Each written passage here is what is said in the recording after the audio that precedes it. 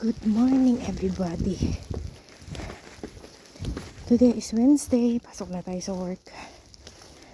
9 yung aking work. So 8:35 na ng umaga. Yung bata Hindi tayo pwedeng lumakad ng mabilis. Kasi nga madulas ang daan.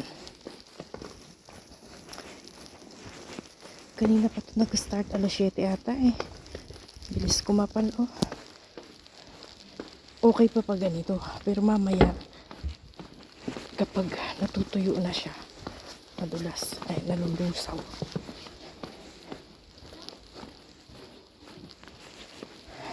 Sama ko kayo sa aking work. Boots ako kasi pwede dito upo, pwede ang ang running shoes. Dapat ay naka-boots. So yun, kung ikaw ay mahina ang dito na ako tatawid, katawan sa lamig, mahihirapan ang body mo dito na mag-adjust. Kailangan mo lagi ng maraming ipinapahid sa katawan. Mga oil, ganyan. Kasi nga ito, malakas yung hangin. Tatawid ako. Wala ako tatawid sa kabila. Stop.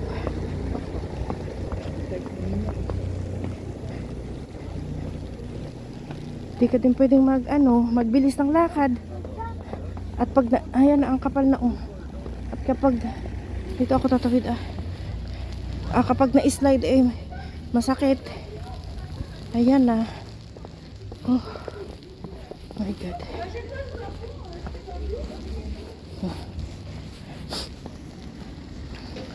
Punta ako sa clinic kapag Wednesday kasi maaga pa ako. Ayan, 2026 na. Ayun pala nga yung sasabihin ko. Hindi siya makaandar yung car. Madulas. Ayun nga pala guys yung sasabihin ko gagawin ko yun sana ng vlog. Pero ngayon ko na igawin habang naglalakad ako. Kung ikaw ay nagpa-plan na pumunta dito sa Europe, very important talaga na mayroon kang bangko na visa. Yung pwede mong magamit international. So nagawan ko na din yun sa mga vlog ko. Yung suggested bank. Ang Gcash ata ngayon meron na ding di ba? Merong ATM yan. So pwede yan siyang magamit. At saka yung GoTime. Nire-recommend ko yung GoTime kasi pwede mo yan siyang pang purchase dito, pang load mo sa Navigo mo, pambili mo ng pagkain, pwede mo din yun, although mayroong charge, pero at least meron ka magagamit kasi case na short ka, pwede kang humingi ng tulong sa mga friends, family mo. Pwede silang mag-send doon ng pera na galing sa Pilipinas or international, and pwede mo siyang magamit na pang bili mo. So I suggested guys na kung nandiyan ka pa, nagpaplano ka na pumunta dito sa hangin, yun, very important na mayroon kang bangko. Grabe na to, nilalakadan. Sana ako.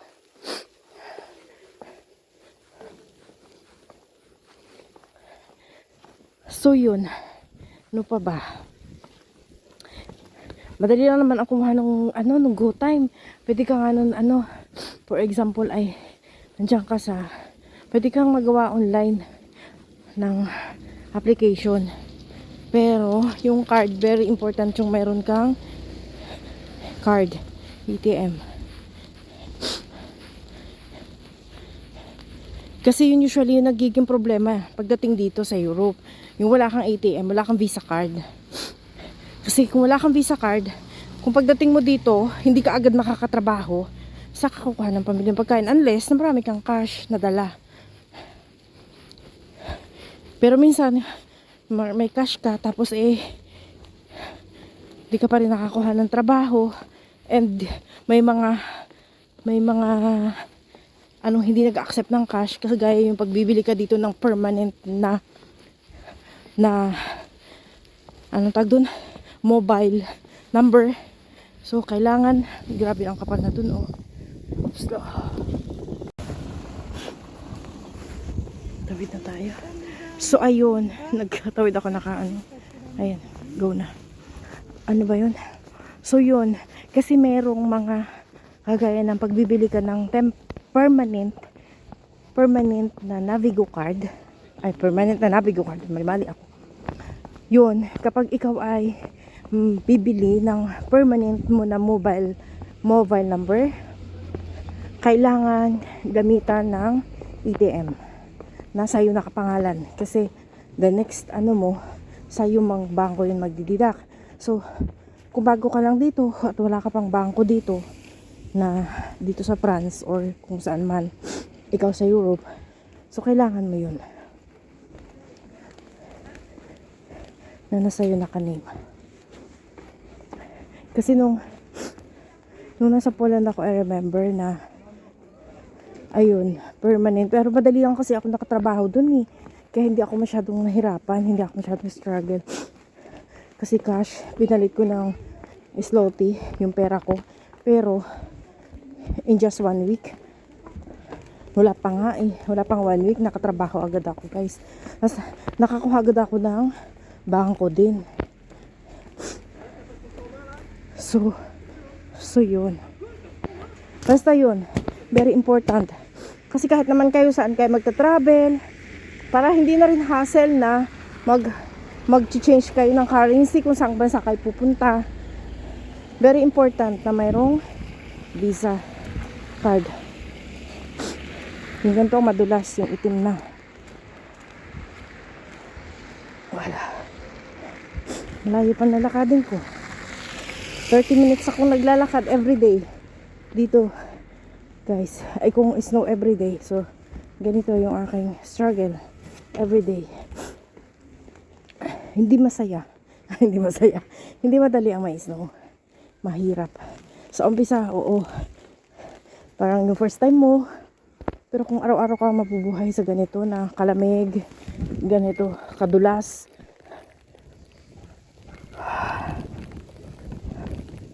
hindi siya nakakatuwa. Wala talaga. Wala. Pag hindi pa nga ito, mahina pa to. Parang this year lang. For my 5 years dito sa France, parang this year lang nagrabihan yung snow na ganito. Tapos yung araw nag-i-snow. Kasi usually, mag-snow gabi. Tapos pagising mo na umaga, wala nang snow. Ngayon, tuloy-tuloy since Saturday. Kaya ang kapal.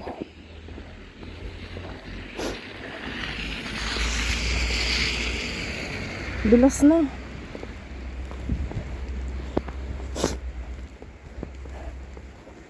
Tagal pa din liwanag.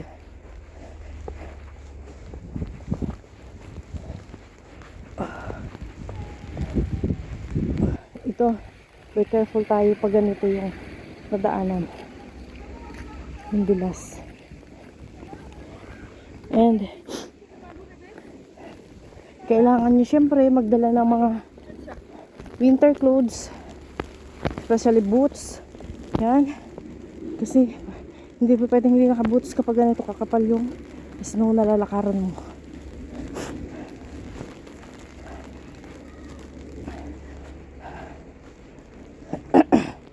So ayun lang.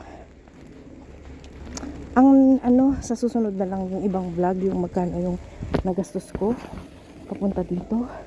Meron naman ako diyang mga vlog natin sa ating YouTube. So yun lang. We keep going everyone. Nakailang minutes na ba tayo?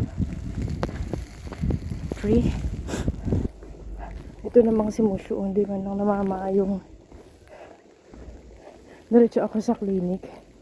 Dapat hindi na lang isama ni Morgan si Rap kasi nag-i-snow.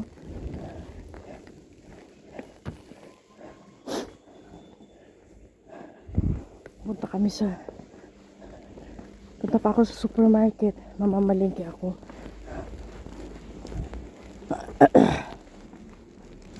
Oh my God.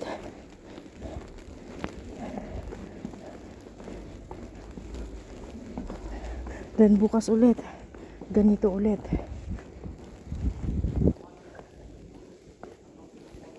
Yung mga halaman, ayan na siya. Napuno na. To university yan, oh. Wala pang maraming estudyante. 9 pa siguro ang pasok nila dyan. Hindi man sila namamayong. Parang ako lang nakapayong dito. Basa ka din naman yan. Pwede ka namayong. I-enjoy nila. Ito, may payong din si madam. Ayaw hindi mabasa.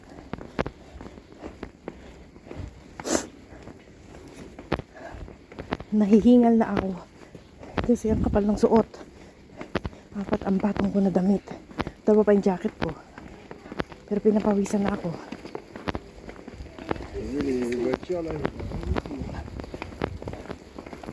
Oh.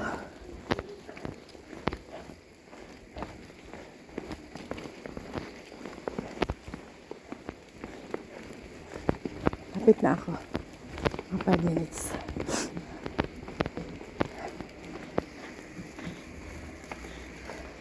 So maybe that's all for today's video. Maraming salamat sa inyong panunood. And yeah, we keep going lang. And God bless us all. Bye. Christmas tree po.